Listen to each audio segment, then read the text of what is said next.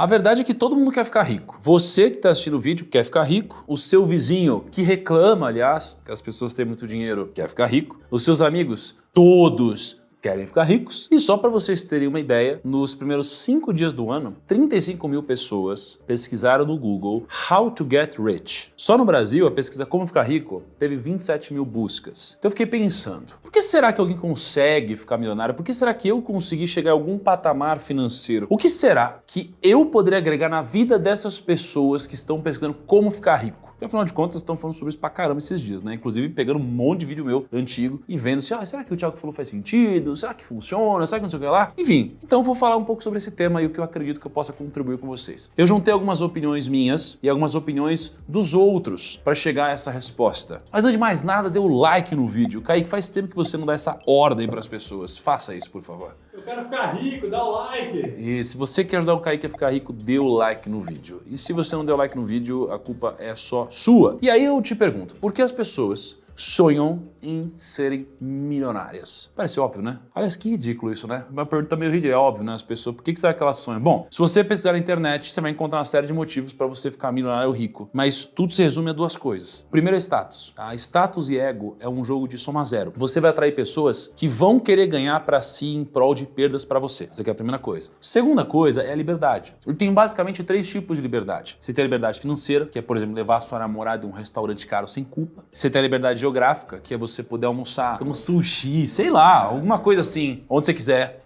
Liberdade para dizer não, né? Isso aqui é uma das mais raras que existem, porque é muito mais difícil você falar não do que otorrinolaringologista. Gostou dessa, Kaique?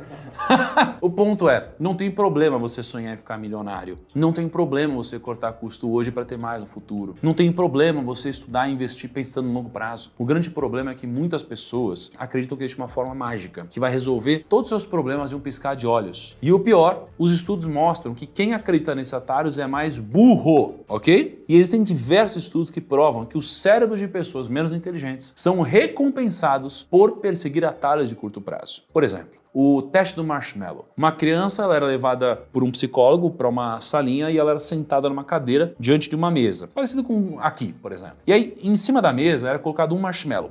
Colocar o marshmallow aqui. Depois, ele dizia para a criança que iria sair da sala, ia deixá-la sozinha com o doce. E se ela não comesse o doce, ela ganharia mais um quando o psicólogo voltasse. Se comesse, não teria o segundo doce. Qual foi o resultado? Aquelas que agiram com autocontrole durante o teste tiveram maior autoestima no futuro, melhor desempenho na escola, no trabalho e ganharam mais dinheiro durante a vida. Então vale ressaltar que não é porque você tem 30 anos e você não alcançou o seu primeiro milhão que você está fadado ao fracasso. Tem um cara chamado Thomas Corley que fez muitos conteúdos interessantes sobre hábitos milionários, né, o primeiro milhão, etc. Ele calculou a média mundial de idade que os milionários ficaram milionários. E esse foi o resultado. 1% ficou milionário até os 40 anos. Só 1% de toda a população que ficou milionária antes dos 40. Então imagina, milionários são poucos. Desses poucos, só 1% dos poucos ficaram milionários antes dos 40. Vai ser o seu caso, hein, Kaique? Vai ser o meu caso. Mas aí também é milionário em dólar. Em dólar, é verdade, tem isso também. 3% entre 40 e 45 anos. 16% entre 46 e 50 anos. 28% entre 51 e 55. 31%, ou seja, a maioria, entre 56 e 60. E 21% acima de 60 anos. Então, mais de 50% dos milionários não eram milionários até fazer 56 anos de idade. E você aí, com seus 20 anos, achando que você não tem chance. Calma lá. Olha o caso da evolução do patrimônio do Warren Buffett. Ele demorou 16 anos para chegar no primeiro milhão. Ele demorou mais de 16 anos para chegar aos 67 milhões. Ele demorou mais 16 anos para chegar na casa dos bilhões. Então eu tenho agora 2 notícias, uma boa e uma ruim. Tá? Vai ser importante aqui pro vídeo. A má notícia é que você pode fazer tudo certo, sacrificar vários confortos presentes na sua vida e sem nenhuma garantia você pode demorar muito tempo para ficar rico financeiramente. Ou pode nem acontecer. A boa notícia é que por mais que não exista nenhuma garantia, se você está dormindo tarde e acordando cedo, uma hora é possível que a sorte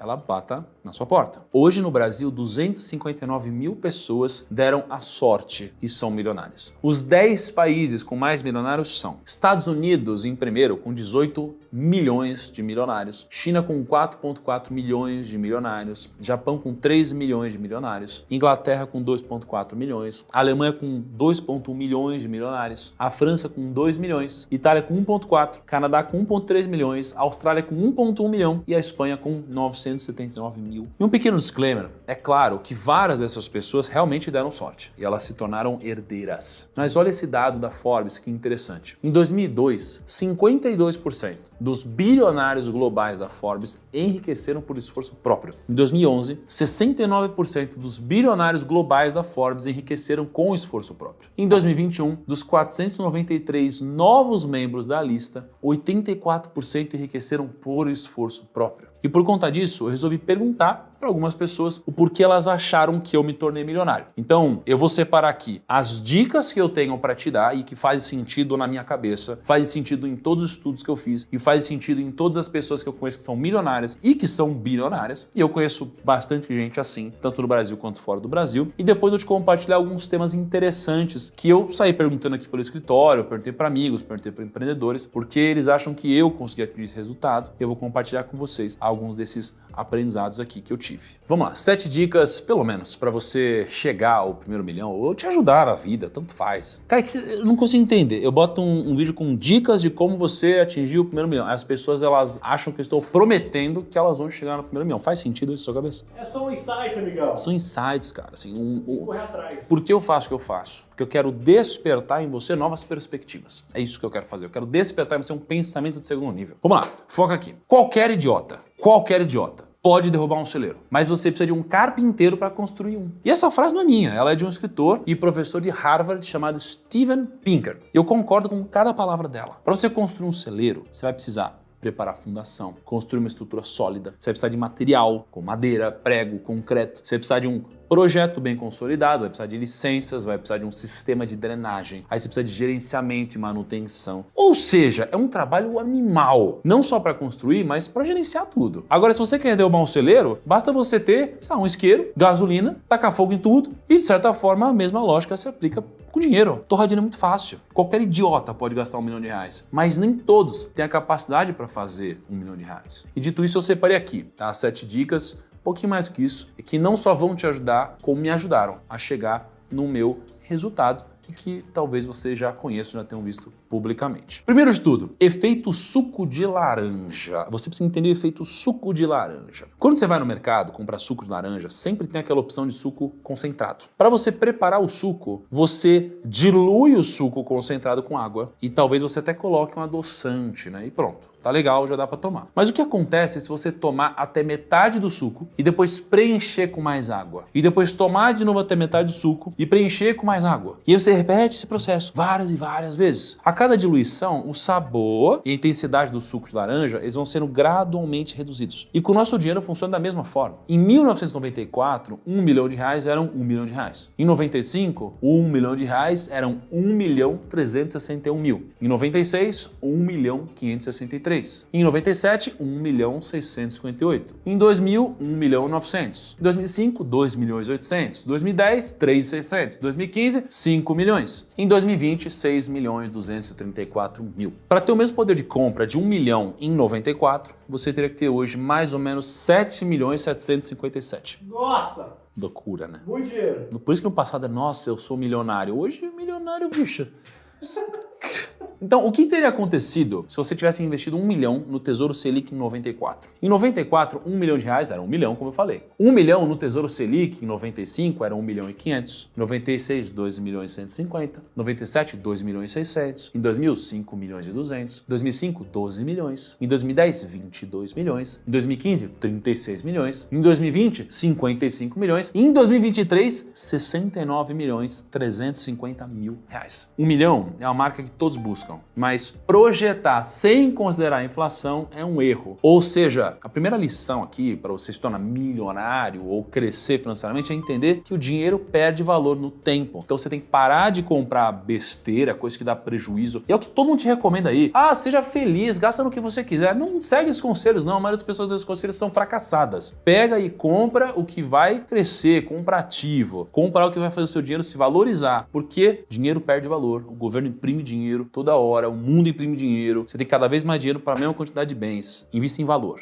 Segunda coisa, quite a matemática do intermediário. Eu te mostrei que a inflação corrói o poder de compra. Então, como se proteger da inflação? Comprando ativo, como eu falei, que repassam preços, ou seja, investindo. Logo, a primeira coisa que a gente deve fazer é investir, não necessariamente. Essa lógica tem um problema, a matemática do intermediário. A lógica da matemática do intermediário é a seguinte, a lógica do intermediário funciona com 3 pilares. Primeiro você tem o poupador, que é aquele que deixa o dinheiro no banco. Aí 2, você tem o devedor, que é aquele que pega empréstimo no banco. E 3 é o intermediário, aquele que empresta. O intermediário financeiro é um banco. Todo banco faz uma matemática para ganhar dinheiro com uma coisa chamada de spread bancário. Ele pega dinheiro do poupador, empresta para o devedor, remunera o poupador e ganha a diferença. Tudo isso com um dinheiro que nem é dele. Hoje no Brasil, 78,3% das famílias estão endividadas. São os devedores. E essas famílias têm 2 opções: investir ou quitar as dívidas primeiro. Qual que é o problema? Os juros da dívida geralmente são muito maiores que os juros do investimento. Segundo o Banco Central, as instituições financeiras cobram em média 411,5% de juros ao ano no crédito rotativo, dá 14,5% ao mês. Então vamos supor que uma família endividada junta R$1.000 e tem 2 opções. Primeiro, investir em títulos públicos pagando 1% ao mês. Segundo, quitar as dívidas e acabar com a matemática do intermediário. No primeiro mês, supondo um investimento de 1% ao mês, R$1.000 virariam R$1.010. Se você estivesse devendo aqui, você teria esses R$1.000 virando R$1.145. Em 12 meses, investindo, seus R$1.000 virariam R$1.126, devendo virariam R$5.000. Em 36 meses, em 3 anos, seus R$1.000 investidos virariam R$1.430,77, numa dívida virariam R$130.000. Em 60 meses, os seus R$1.000 investindo teriam virado R$1.816 e na dívida você teria tido esses R$1.000 se tornando um passivo de R$3.375.430. Ou seja, os juros que você vai conseguir investindo raramente vão superar os juros das suas dívidas. Então acabe com a matemática do intermediário. O terceiro ponto é que você deve romper o tripé padrão da vida. Existe um tripé na lógica da vida que eu acredito muito, né? Você tem o dinheiro, o tempo e a saúde. Quando a gente é novo, a gente tem saúde e tempo, mas a gente não tem dinheiro. Quando a gente está no meio da vida, a gente tem dinheiro e saúde, mas a gente não tem tempo. E no final, a gente tem tempo e dinheiro, mas não tem saúde. A sua luta, ela deve ser para quebrar esse ciclo. Mas se ele se aplica à maioria das pessoas que você vai conhecer ao longo da vida e que você já conheceu, o que você faz? Você inverte a ordem. Quando você for novo, você vai trabalhar mais que todo mundo. Não é a hora da farra igual todo mundo te diz. Ah não, agora tem que curtir, tem que ir beber todas, tem que pegar geral.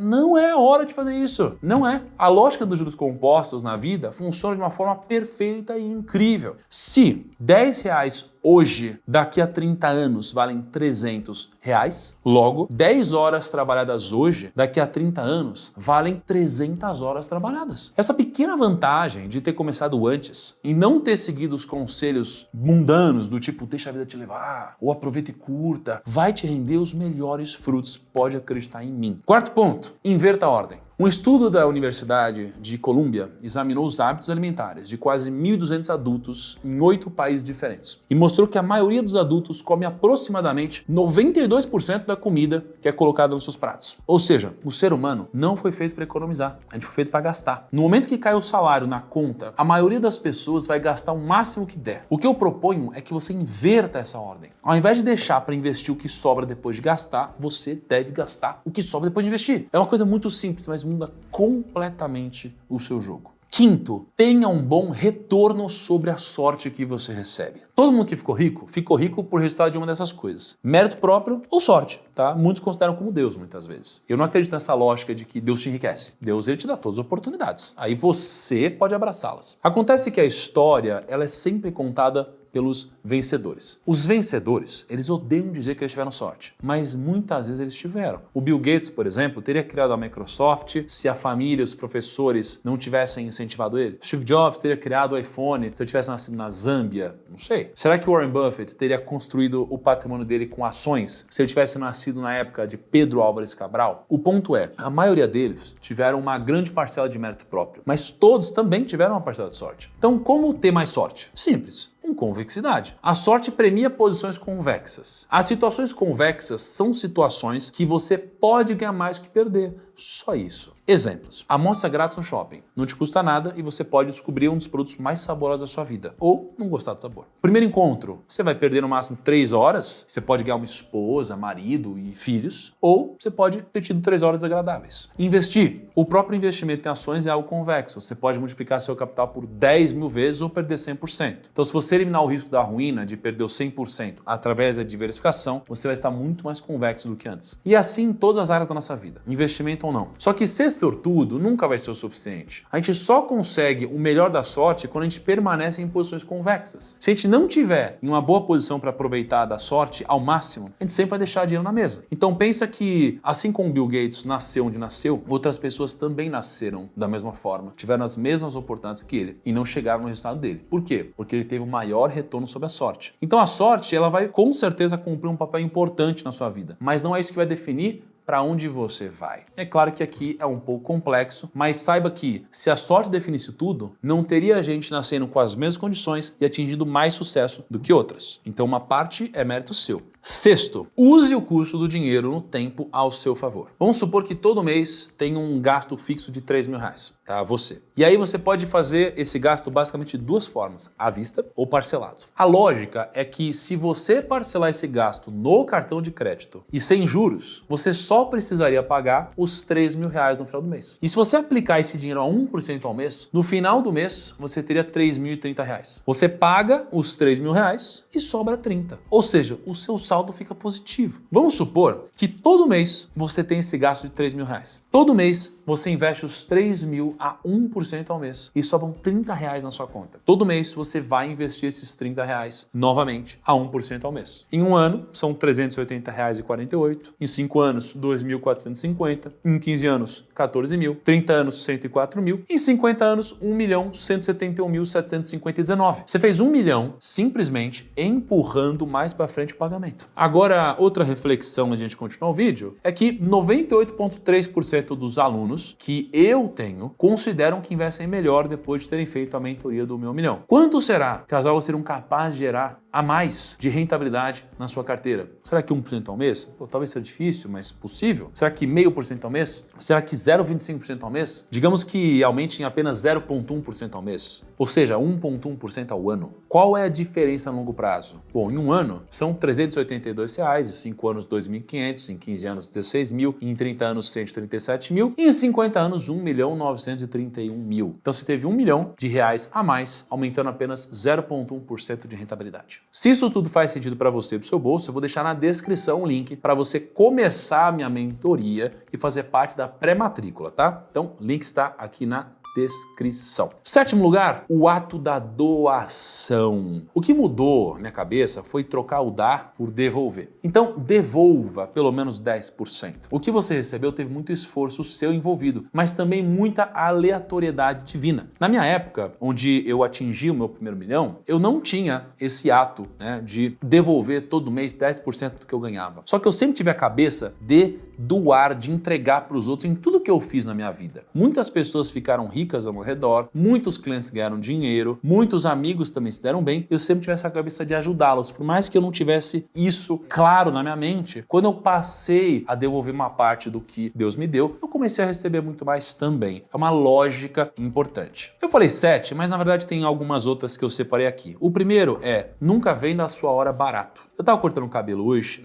e aí eu tava falando com o cabeleireiro e aí eu descobri que ele estava no 2º grau de escala. Ou seja, ele corta o cabelo 1 uma hora por corte, mais ou menos R$200. Ele trabalha mais ou menos 8 horas por dia, então ele conseguiria fazer R$1.600 por dia. Ele trabalha mais ou menos 24 dias por mês, faria uns R$36 mil e pouquinho. Ou seja, é muita grana. Alguém ganha R$36 mil, geralmente vai gastar uns 20 mil, talvez um pouco mais. Isso se ele tivesse a agenda lotada, tá? Mas se ele trabalhasse full time, ele faria R$36 mil. Ele consegue enriquecer ganhando R$36 mil. Só que por quê? Porque ele está no segundo grau de escala. Primeiro grau de escala é o momento onde você vende a sua hora. Então você vende a sua hora e ponto. Você é um funcionário padrão. Segundo grau de escala é quando você vende um serviço ou um produto. Então você já não tem mais um teto, só que você tem mais risco também. Se não tiver cliente, ele não faz dinheiro. O terceiro grau de escala é quando você vende projetos, são maiores. E o quarto grau de escala é quando você vende um lucro futuro, é o equity. No primeiro grau de escala você não consegue enriquecer. No segundo já é possível. Só que o primeiro grau de escala ele faz parte da sua etapa, não dá para subir e pular degrau. Então o aprendizado aqui é nunca venda a sua hora barato. Por quê? Porque se você vender a sua hora barato, você vai ser um vendedor de horas e nunca vai crescer. Só tem uma exceção onde vale a pena você vender a sua hora barato. Quando o pagamento não estiver vindo em dinheiro, estiver vindo em conhecimento. Porque o conhecimento, ele é a principal fonte de poder. Porque quando você adquire um conhecimento, você consegue materializar esse conhecimento em algo. Você faz um curso de edição de vídeo, conhecimento, agora você consegue editar e gerar valor. Então, o conhecimento vale muito. Então, só vem na sua hora barato se o pagamento não estiver vindo em dinheiro, e sim em conhecimento. E é claro que não dá, às vezes, para você trabalhar pelo conhecimento se você tem 2 filhos para sustentar e não tem nenhum real na conta. Mas quando possível, essa é a ideia. Faz parte do processo. Me falaram 23 coisas quando eu rodei aqui pelo escritório perguntando por que você acha que eu cheguei em algum lugar financeiramente. Dessas 23 coisas, eu concordo muito com 8 coisas que eu vou passar para vocês. Isso daqui é a minha história. E a minha história é a minha, não é a sua, mas essa é a minha opinião sobre a minha história. O que eu acho que me ajudou? Primeiro, minha criação na infância e a educação que eu recebi. Se eu não tivesse recebido essa criação, essa educação, teria sido mais difícil, eu talvez não teria conseguido. Desde as coisas boas até as coisas ruins, até os traumas também. Por exemplo, eu fui um cara que eu sofri bullying na escola. Isso daqui me fez querer construir patrimônio para ser respeitado de alguma forma, só que intuitivamente. Ou seja, sem eu saber que era isso. Então isso aqui é a primeira coisa. Infância, educação, conhecimento. Segundo, sorte e Deus. Com certeza eu acredito que eu tenho competência no que eu faço, mas se Deus não tivesse colocado as oportunidades na minha frente, isso aqui nunca teria acontecido. Terceiro, esforço acima da média. Eu de fato me esforcei acima da média, pelo menos que convivia comigo, que eu via ao meu redor. Então eu vi o escritório, eu era o primeiro a chegar, o último a sair. Cara, e foi assim por muitos anos. Então eu sempre entendi que eu me esforcei acima da média. Hoje, por exemplo, eu tô andando quase 4 horas, de 3 a 4 horas por dia de logística para chegar no escritório, porque eu não estou morando aqui do lado mais, e aí eu vejo que gente que demora meia hora para chegar reclamando que é muito esforço. E eu sou o cara que, em tese, teria mais liberdade de fazer isso. E eu não faço. Eu tô todo dia vindo. Continuo sendo um cara que me esforço muito para as coisas que eu acredito. Quarto, a minha área de atuação. Se eu fosse o que eu sou em uma área onde tem pouco dinheiro, talvez eu não teria conseguido. Ou talvez teria demorado mais. Eu fui pro mercado financeiro. Eu trabalhei 7 anos no mercado financeiro. Lá é o mercado com dinheiro. Se você tá no mercado que tem dinheiro, é mais fácil que uma parte desse dinheiro derrame pro seu bolso. Então o mercado é muito importante. Então hoje você tem tecnologia, mercado financeiro, marketing digital, saúde talvez, de certa forma, na inteligência artificial. Você tem algumas áreas que tem mais dinheiro. Se você está numa área com mais dinheiro, você tem mais chance. Uma área com pouco dinheiro, pior. Quinto, ambição. Cara, eu fui muito ambicioso na vida inteira. Muito. Hoje, eu tenho refletido um pouco mais sobre as minhas prioridades. Mas a minha ambição foi tão grande que eu acabei, talvez, me motivando mais que os outros. Porque você precisa ter grandes sonhos. Porque apenas os grandes sonhos têm a força necessária de mover a alma de um homem de verdade, entende? Então você precisa ter muita ambição. Sexto lugar, escala. Meu amigo, se você vender uma garrafa de água ou 1000, é nítida a diferença. Então, como você pode fazer para escalar mais o que você faz? Então, criar processo, modelo de venda, modelo de negócio e sistema, isso daqui me ajudou a crescer. Sétimo lugar, um pouco do contexto do país. Não tem como, né? Se eu tivesse nascido na Zâmbia, sei lá, seria muito difícil. Ah, não dá para ficar rico lá? Que preconceituoso. Caceta, para com isso, caramba. Vocês só querem discutir coisas que não fazem sentido? Dá. Em todo lugar dá, mas seria muito mais difícil. Então, eu tive uma grande sorte de ter nascido no Brasil e nesse momento, poderia ser muito difícil, eu dei muita sorte nisso também do contexto do país. Em oitavo lugar, eu comecei cedo. Comecei antes dos outros. Eu fui barman, fui garçom. Antes disso, na faculdade, eu trabalhava já em organização estudantil. Então, eu comecei muito cedo. E quando você começa muito cedo, é o efeito borboleta que acontece e você passa na frente dos outros. E você está um passo à frente, tem muita diferença. Olha o primeiro lugar e o segundo lugar numa competição. O primeiro lugar, ele tem muito mais reconhecimento. Ele geralmente ganha muito mais dinheiro. É muito importante você largar na frente. Bom, essas são as minhas reflexões. Quero saber se vocês concordam, se eu deixei alguma coisa de fora. E deixe seu comentário. Gostaria de vê-los se degladiando nos comentários com muita classe. Certo? Um grande abraço, até o próximo vídeo. Tchau.